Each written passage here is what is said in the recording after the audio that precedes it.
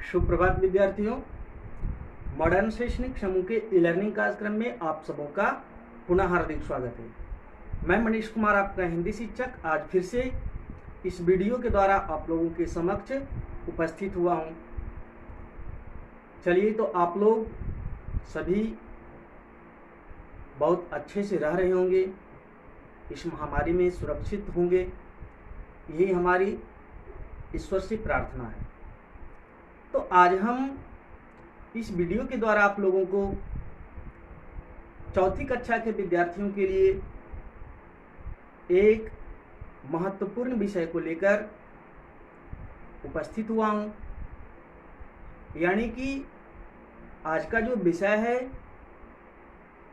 वह बहुत ही आप लोगों के लिए जरूरी है, क्योंकि आप लोगों को पता होगा कि प्रथम ऑनलाइन शाब्दिक परीक्षा जो है 7 जून 2021 सोमवार से शुरू होने वाली है। उसी परीक्षा को देखते हुए अभी तक आप लोग जो भी हिंदी और हिंदी व्याकरण में पढ़ाई किए हैं उन सारे पाठों को दोहराया जाएगा, ताकि आप लोग अपना प्रदर्शन ऑनलाइन परीक्षा में अच्छे से कर सके और अच्छे अंकों से परीक्षा उत्तीर्ण कर सके। उसी को देखते हुए आज से आप लोगों की ऑनलाइन परीक्षा के लिए पुनरावृत्ति करवाई जाएगी, यानी रिवीजन आप लोगों का आज से शुरू करवाया जाएगा। तो आज हम चौथी कक्षा के विद्यार्थियों के लिए आपके जो हिंदी पाठ्य पुस्तक है एब्सोल्यूट हिंदी, उसमें पाठ संख्या 1 और पाठ संख्या 2, ये दोनों पाठों को आज फिर से हम आप लोगों को थोड़ा समझाएंगे, ताकि परीक्षा में अगर कोई प्रश्न या तो पाठ के बाहर से हो या फिर पाठ के अंदर से हो, पाठ के बीच से हो, अगर पूछे जाएं तो सभी विद्यार्थी उसका उत्तर सही रूप से दे सके। तो पहली जो कविता है, यानी पहला जो पाठ है आप लोगों का चौथी कक्षा में, वह है सब पंछी सुख से रह पाते, और दूसरा पाठ है बोलती गुफा। कविता को पहले भी पढ़ चुके हैं और कहानी जो है बोलती गुफा उसको भी पढ़ चुके हैं। तो परीक्षा के लिए हमें कैसे तैयारी करनी है, तो सबसे पहले तो कविता का जब पाठ परिचय करवाया गया था तो उसमें आप लोगों को बताया गया था कि ये जो पहला पाठ है सब पंछी सुख से रह पाते, इस कविता के द्वारा हमें यानी हम सबों को यह बताने का प्रयास किया गया कि हमें कभी भी पक्षियों को परेशान नहीं करना चाहिए, क्योंकि एक छोटी बच्ची जब पक्षी को दुखी देखती है तो कैसे वह कल्पना कर रही है, कैसे वह सोच रही है, उसके बारे में इस कविता में बताया गया था कि तेज आंधी आई थी अचानक और उससे चिड़िया का जो घर होता है घोंसला वो टूट गया था। उसके कारण वो चिड़िया दुखी होकर बैठी हुई थी, किसी से कुछ कहती भी नहीं थी। फिर जब बच्ची देखती है खिड़की से तो उसे लगता है कि उसे अपने पास वो बुलाए, तो बुलाती है तो चिड़िया बिल्कुल डरी डरी उसके पास आती है। तो जब उसकी ये हालत देखती है वह बच्ची, तब वो सोचती है कि काश ये सारे जो पेड़ पौधे होते हैं ये हमारे घरों में होते और ये चिड़िया उस पर अपना घोंसला बनाती। तभी जो पंछी है, ये जो चिड़िया है, जैसे हम लोग चैन से, शांति से, सुख से अपने घरों में रहते हैं सुरक्षित, उसी तरह चिड़िया भी सुरक्षित रहती है। तो एक छोटी बच्ची जो सोच रही है पक्षियों के प्रति, हमें भी वैसे ही सोच रखनी चाहिए। कविता का जो मुख्य विषय यही है कि कभी भी हमें पक्षियों को परेशान नहीं करना चाहिए, उन्हें सुरक्षित रखने का व्यवस्था करना चाहिए अगर हो सके तो उसके लिए कुछ दाने पानी की व्यवस्था भी कर दें। तो जैसे हम लोग चैन से शांतिपूर्वक रहते हैं, वैसे पक्षी भी सुख से रह पाएंगे। तो आप लोग पूरी कविता को अच्छी तरह से पढ़ेंगे, फिर इसमें आए हुए जो भी शब्दार्थ हैं, सब पंछी सुख से रह पाते कविता में आए हुए सारे शब्दार्थ को अच्छी तरह से याद करेंगे। फिर सारे प्रश्नों का उत्तर, जो भी इस पाठ में प्रश्न आए हैं, उन सारे प्रश्नों का उत्तर आप लोगों को लिखा दिया गया है।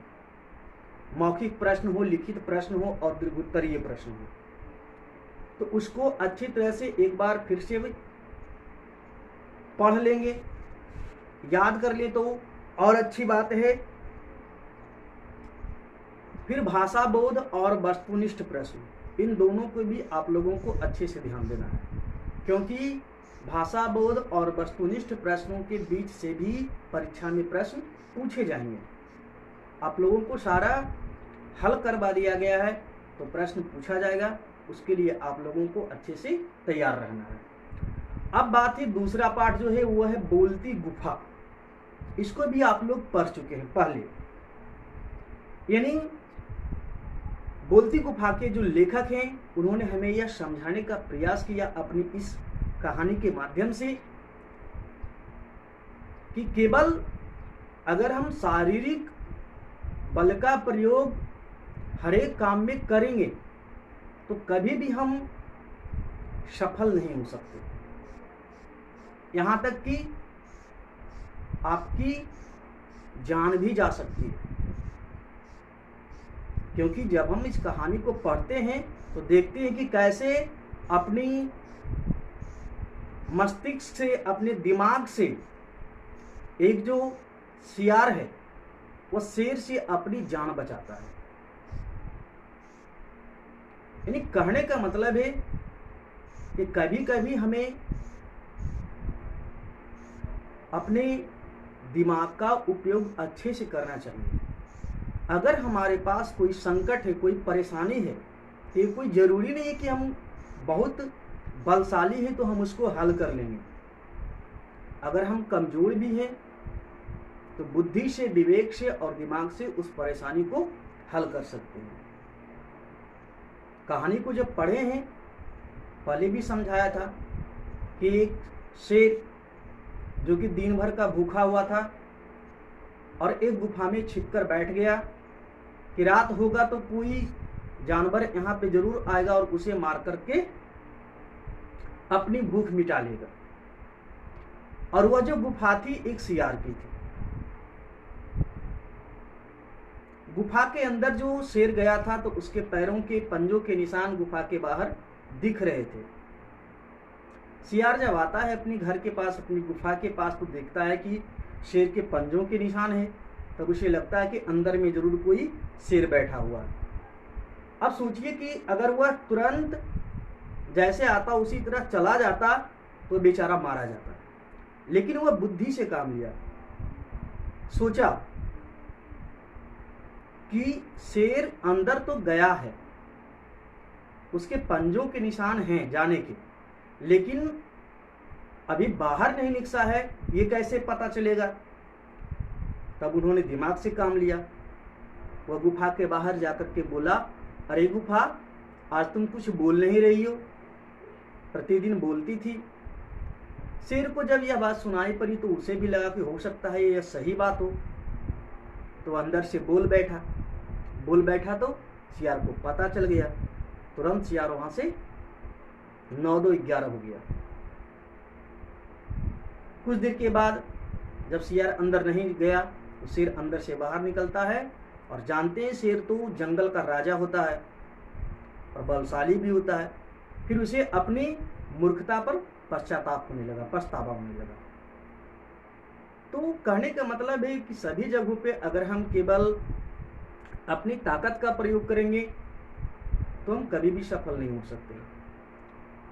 तो सभी विद्यार्थी बोलती गुफा को भी अच्छे से पढ़ेंगे, इसमें आए हुए जो भी शब्दार्थ हैं उसको अच्छे से देख लेंगे, सारे प्रश्न उत्तर को दोहराएंगे बोलती गुफा के, और इसमें जो भाषा बोध और वस्तुनिष्ठ प्रश्न हैं उसको भी जरूर देखेंगे।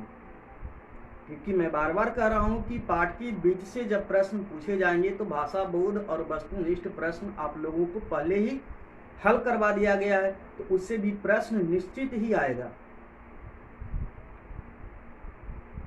तो इस तरह से दोनों पाठों को अच्छे से पहले पढ़ेंगे, प्रश्नोत्तर को दोहराएंगे। अगर किसी भी विद्यार्थी को प्रश्नोत्तर नहीं है, किसी कारणवश नहीं लिखे हैं, तो आप तुरंत हमारा जो नंबर है उस पर आप मैसेज कीजिए, हम तुरंत सारे प्रश्नोत्तर को हल किया हुआ भेज देंगे, या फिर फ़ोन करके बात करके आप प्रश्नों का उत्तर ले सकते हैं। तो आज आप लोगों को केवल यही दोनों पाठों को दोहराना है, अच्छे से प्रश्नोत्तर को याद करना है, कहानी को पढ़ना है, शब्दार्थ को याद करना है। फिर कल आप लोगों को 2 और हिंदी का जो पाठ है उसको दोहराया जाएगा। फिर अगले वीडियो में आप लोगों से पुनः भेंट होगी। तब तक के लिए जय हिंद, जय भारत। आप सभी इस महामारी में सुरक्षित रहें, यही उस परमपिता परमेश्वर से प्रार्थना है। धन्यवाद।